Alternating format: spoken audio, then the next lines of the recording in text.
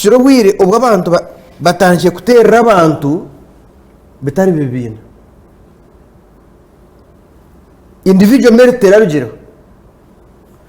tukamara hwire buri ngo to demonizing bibiina cyangwa bibiina ni bibi mbwe no butwagira bibiina abantu bakireba abantu nibibiina no biroho yonoza kugira ati manifesto ya NRM hacu umuntu no gambo tangure bibiina twakuza bibiina 90 something percent ina kugambira abantu bizirenka independence hatshi umuntu naija kurongo kibina nebirwana so kwiba bururu birwana center umunda rero NRM eronda their best PF eronda their best hata abantu bakajiraho bari program ya PFF bari program ya nanka